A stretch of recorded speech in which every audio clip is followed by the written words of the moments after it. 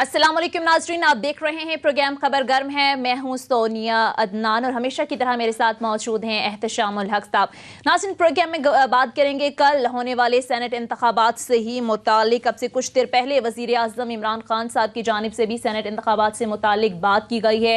कौम को एतमाद में लेने के लिए उनकी जानिब से खिताब किया गया। उनकी जानिब से कहा गया कि सेनेट इलेक्शन में पैसा चलता है। साथ ही साथ उनकी जानिब से कहा गया कि हमने बहुत कोशिश की कि इसको रोका जाए, लेकिन जो करप्ट टोला था वो जीत गया है। और साथ ही साथ उनकी जानिब से ये भी कहा गया कि मेरे लिए बड़ा आसान था कि मैं इन लोगों को एनआरओ दे देता, चीज़ें बड़ी आसानी से हो जाती। साथ ही साथ इलेक्शन कमीशन के हवाले से भी, उनके किरदार के हवाले से भी इमरान खान साहब की जानिब से बात की गई।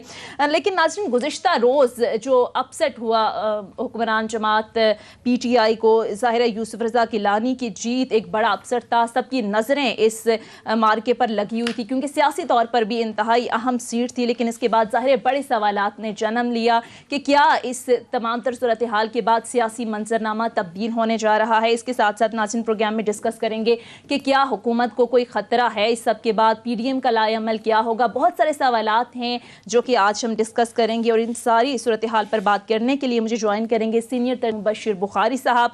इसके साथ साथ मेरे साथ स्टूडियोज़ में मौजूद हैं सीनियर सहाफ़ी अदील वड़ाइच भी। अदील, आपका भी शुक्रिया। मुबशिर बुखारी साहब, आपके वक्त का भी शुक्रिया। लेकिन एहतशाम साहब, सबसे पहले मैं आपकी तरफ आऊँगी। ज़ाहिर इमरान खान साहब की जानिब से खिताब भी किया गया।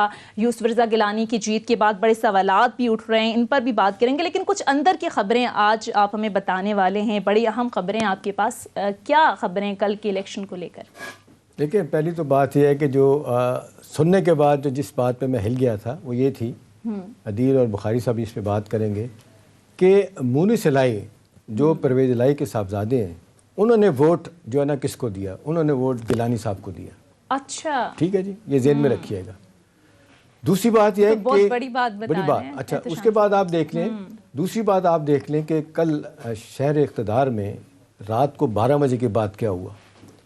सिंध हाउस में ठहरे हुए हैं अपने खुर्शीद शाह साहब, सैयद खुर्शीद शाह साहब, अपोजिशन लीडर और PML पीपल्स पार्टी के अहम लीडर।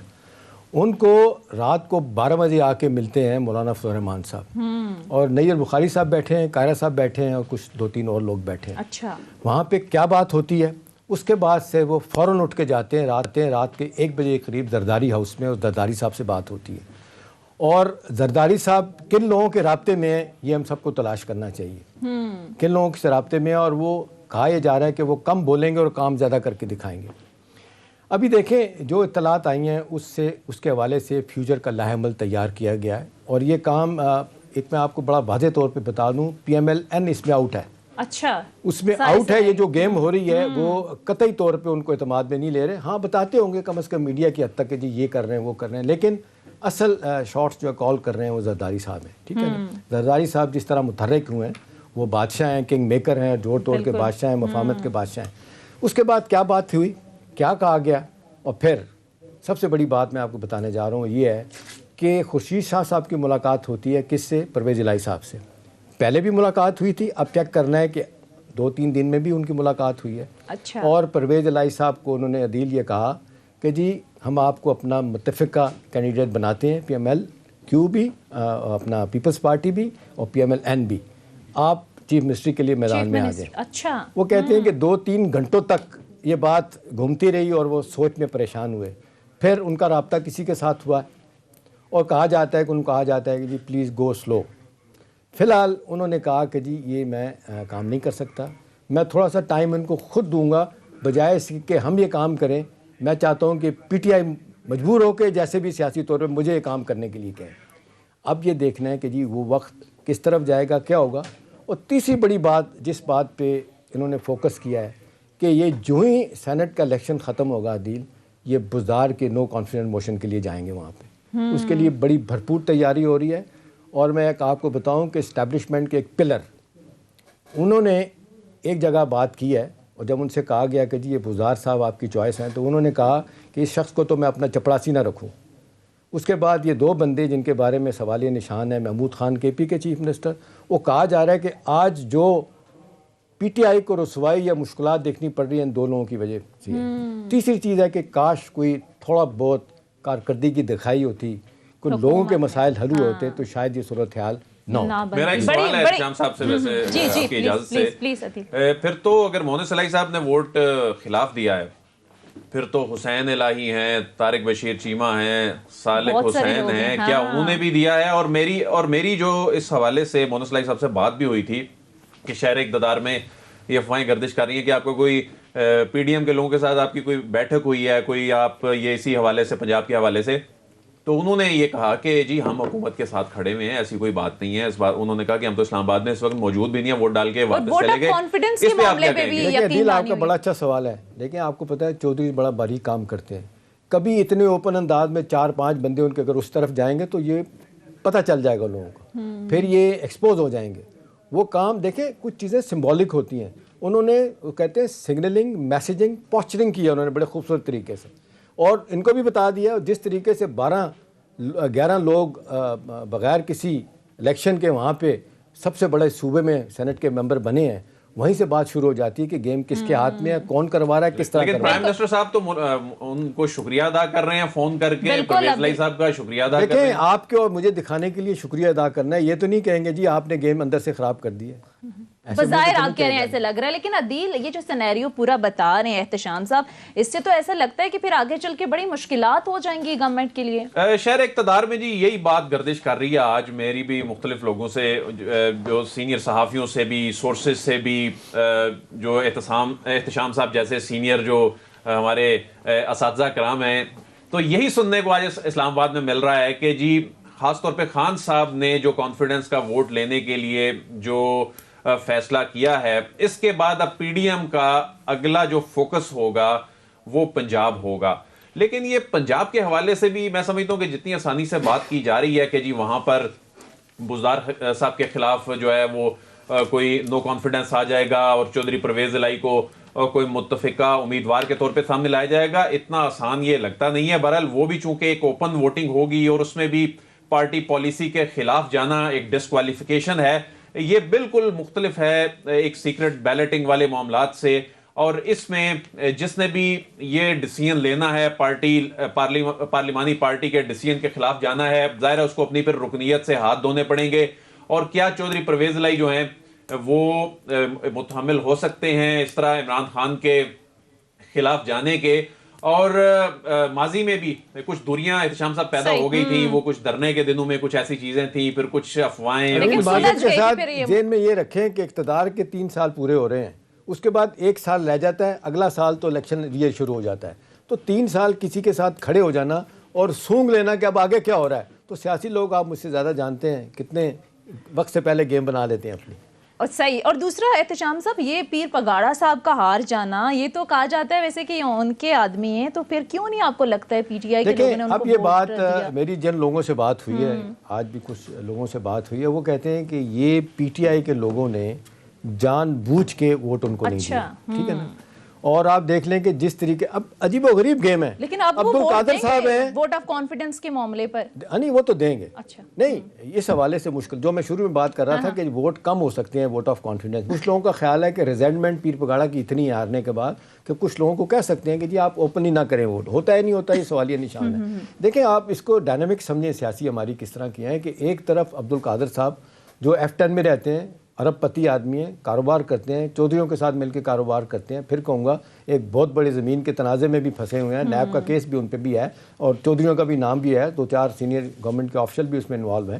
اب وہ بندہ جو جس طریقے سے باپ پارٹی سے آتا ہے پی ٹی آئی میں اور اس کو ٹکٹ دیا جاتا ہے، پھر جب دباؤ بڑھتا ہے تو ایک آغا صاحب ہے ان کو ٹکٹ دیا جاتا ہے، ان سے ٹکٹ لے لیا جاتا ہے، پھر وہ آزاد الیکشن لڑتے ہیں اور کہا جاتا ہے کہ پی ٹی آئی کے ٹاپ لیول سے کہا گیا کہ ان کو آپ نے جتوانا ہے۔ دیکھو نا کیوں لوگ الزام لگا رہے ہیں کہ جی سارے پیسے والے لوگوں کو جتوایا گیا، ایک ہی ہے۔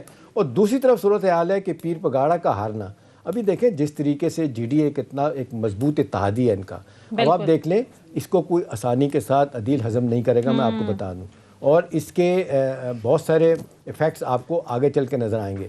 اب دیکھیں نا جس طرح ایم کیو ایم کے بارے میں نبیل قبول بھڑک مار رہے ہیں، کیا کہہ رہے ہیں کہ جی انہوں نے پی ٹی آئی کو ووٹ نہیں دیا، ہمیں نہیں پتا، لیکن جب اس طرح کی باتیں ہوتی ہیں تو کہیں نہ کہیں کچھ سچ بھی نظر آ رہا ہوتا ہے۔ بالکل۔ اب آپ دیکھ لیں وہ وقت پہ فیصلے کرتے ہیں اور بہت سارے لوگوں کا خیال ہے کہ وہ اپنی قیمت بڑھاتے ہیں اور جو انہوں نے لینا ہوتا ہے وہ وقت پہ آ کے لے لیتے ہیں، لیکن آپ ذہن میں رکھیں یہ ایم کیو ایم وہ والی ایم کیو ایم نہیں ہے، اب صورتحال بالکل ڈفرینٹ ہے, 3-4 گروپس بن گئے ہیں اربن ایریاز میں. جس طرح وہ جیتے ہیں نوز کہ کل جیتیں گے نہیں جیتیں گے. پی ٹی آئی زیادہ سیٹیں لے کے آئی تھی, اب کہا جا رہا ہے M Q M Peoples Party دوبارہ ڈٹ کے آئے گی. جس طریقے سے آپ دیکھ لیں لیاری میں صورتحال بدل لی ہے, اور ان کے کانفیڈنٹ, ایک جملہ کانفیڈنٹ جو ہیں جی, جن پہ بھرپور کیا نام ہے ان کا, لیاری سے ان کو کہا جا رہا ہے زرداری صاحب نے سپورٹ دی ان کی, جناب زبیر کیا نام ہے جی ان کا,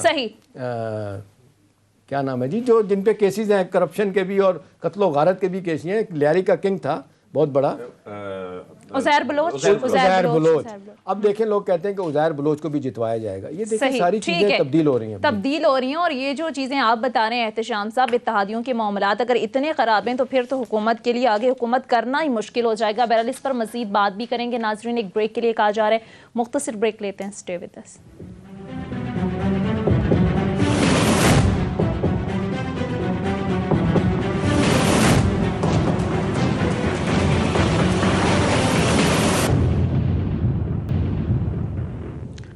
بریک کے بعد خوش آمدید. پروگرام میں مجھے جوائن کیا ہے سینئر تجزیہ کار حارث نواز صاحب نے. حارث نواز صاحب بہت شکریہ آپ کے وقت کا. حارث نواز صاحب آپ سے یہ جاننا چاہیں گے کہ ظاہر ہے کل جو بھی ہوا یوسف رضا گیلانی کی جیت حکومت کے لیے ایک بڑا اپ سیٹ تھا. اس کے بعد ظاہر ہے عمران خان صاحب کی جانب سے بھی ایک بڑا فیصلہ کیا گیا ہے ایوان سے اعتماد کا ووٹ لینے کا. آپ کو کیا لگتا ہے کہ عمران خان صاحب آسانی سے کامیاب ہو سکیں گے؟ کرنٹلی جو ابھی اس وقت حالات ہے, جس طریقے سے کل کے الیکشن ہوا ہے اور اس کے ساتھ اگر ان کی وومن سیٹ دیکھیں تو وہ تقریباً 174 ووٹ لے کر وہ جیتی ہیں, اور حفیظ شیخ صاحب ظاہر ہے کہ 164 ووٹ 10 ووٹ کا فرق ہے, پھر 5 ووٹ ان کے 5 اور 7 ووٹ جو ہیں وہ ضائع بھی کیے گئے ہیں. تو اب اس کو اگر ہم دیکھیں تو انہوں نے شیخ حفیظ پہ, تو میں حفیظ شیخ کو ووٹ نہیں دیا, لیکن جب عمران خان کا ووٹ آف کانفیڈنس سے لیتے ہیں تو آئی ایم شیور کہ جتنے بھی باضمیر لوگ پی ٹی آئی کے ہیں یا ان کے اتحادی ہیں تو وہ ان کو ووٹ دیں گے, اور امید ہے کہ یہ پرابلم نہیں ہونی چاہیے. بٹ جس طریقے سے الیکشن کمیشن کا اس میں پارٹ رہا ہے, جس طریقے سے الیکشن کمیشن نے پارشیلٹی شو کی ہے, جس طریقے سے الیکشن کمیشن آف پاکستان نے لیتھارجک ایٹیٹیوڈ اور کوئی بھی پیونیٹیو ایکشن نہیں لیا کرپشن کو روکنے کا, ٹیکنالوجی کا استعمال نہیں کیا, بلکہ شروع سے لے کے آخر تک پہلے دن سے لے کے سپریم کورٹ میں رہتے وہ کہتے ہیں جی ہم یہ کچھ نہیں کر سکتے, سیکرٹ بیلٹ ہونا چاہیے. ایک بھی ان کی ایٹیٹیوڈ نہیں تھا جہاں پہ یہ نظر ہے کہ انہوں نے کوشش کی کہ ٹرانسپورٹ الیکشن ہو اور رشوت روکا جائے. تو یہ بہت ہی افسوسناک بات ہے, اور یہ کیونکہ وہ بیوروکریٹ ہے. میں تو I am very upset about it کہ جس طریقے سے ایک ملک کا لیڈر آپ کو لے کے جانا چاہ رہا ہے اور پورا ایک سسٹم مافیا کا وہ ان کے خلاف گیم رکھا ہے, جس میں even I would say election commission Pakistan بھی پارٹی ٹو اٹ. جس طریقے سے ڈسکا کا الیکشن ہوا 23 پولیس اسٹیشن میں پرابلم ہوئی, پی ایم ایل این نے کہا 23 میں ہوئی ہے, پرائم منسٹر نے کہا, پی ٹی آئی نے کہا جی دوبارہ اس میں الیکشن کرا لیں, اور انہوں نے سوچے سمجھے بغیر پورے ڈسکا کا الیکشن کرا دیا. اس کے بعد جہاں ہوا تو یہ بڑی افسوس. لیکن حارث نواز صاحب ہم نے دیکھا کہ عدالت کی جانب سے بھی اپنے ریمارکس میں بارہا کہا گیا سپریم کورٹ کے الیکشن کمیشن کو کہ وہ یقینی بنائے انتخابات میں شفافیت کو, چاہے ٹیکنالوجی کا استعمال کرے جو بھی کرے. تو آپ کو لگتا ہے کہ اب الیکشن کمیشن کے کردار پر بھی سوالات اٹھیں گے اور سپریم کورٹ بھی ان کو طلب کر سکتی ہے؟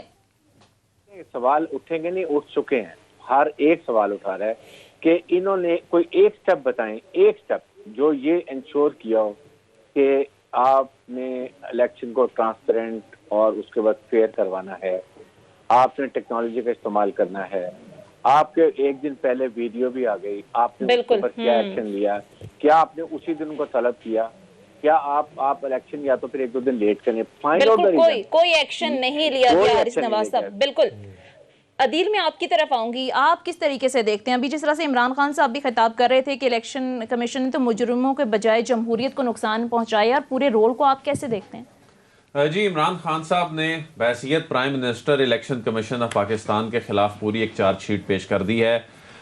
کل ایکسپیکٹ کیا جا رہا تھا کہ الیکشن کمیشن سے متعلق اگرچہ کل ان کے وفاقی وزراء کی جانب سے بات کی گئی, لیکن پرائم منسٹر کی جانب سے اس انداز میں الیکشن کمیشن سے متعلق یہ بات کرنا بڑا معنی رکھتا ہے. یقیناً الیکشن کمیشن آف پاکستان اس پر رد عمل بھی دے گا. اب بہرحال وزیر اعظم کا سوال بڑا ویلڈ ہے کہ جب سپریم کورٹ آف پاکستان یہ کہہ چکی کہ جو سیکریسی ایبسولوٹ نہیں ہے، یعنی اس کا مطلب یہ ہے کہ اس کو پروسیڈنگ کے دوران بھی کہا جاتا رہا کہ ٹریسیبل ہونا چاہیے، اور جو بیلٹ پیپر ہے وہی ایک ایویڈنس ہوتا ہے، اور وہی جب ٹریسیبل نہیں ہوتا تو الیکشن کمیشن اقدامات نہیں کیے، جبکہ رائے بھی دے دی گئی سپریم کورٹ آف پاکستان کی جانب سے۔ صحیح احتشام صاحب، معذرت کے ساتھ ٹائم کم ہے، کوئکلی اگر آپ بھی کامنٹ جملہ کہہ کریں۔ دوں، دیکھیں ہائی مورل گراؤنڈ پہ پرائم منسٹر کھڑا ہے، اس میں کوئی شک نہیں، اس میں سے 100/100 نمبر ملنے چاہیے، اور الیکشن کمیشن کو جس طریقے سے آج انہوں نے سیدھی بات کی ہے، میرا خیال وقت آ گیا ہے کہ الیکشن کمیشن اگر ٹھیک ہو جائے تو ہمارے کم از کم یہ نظام، انتخابی نظام بہتر ہو سکتا ہے۔ اس دفعہ سینٹ کے الیکشن سے یہ ثابت ہوا عدالت میں معاملہ جانے کے بعد، کوئی نرم گوشہ تھا الیکشن کمیشن کے ہیڈ کا کسی طرف، اس سے معاملات خراب ہوئے۔ صحیح، الیکشن کمیشن کو جو رول ہے وہ بخوبی ادا کرنا چاہیے تھا۔ بہرحال پروگرام کا وقت ختم ہو چکا ہے، بہت بہت شکریہ۔ حارث نواز صاحب ہمارے ساتھ موجود تھے، عدیل آپ کا بھی شکریہ، احتشام صاحب آپ کا بھی شکریہ۔ ناظرین، یہ تھا ہمارا آج کا پروگرام، فیڈ بیک ضرور دیجیے گا، اگلے پروگرام تک اجازت دیجیے، خدا حافظ۔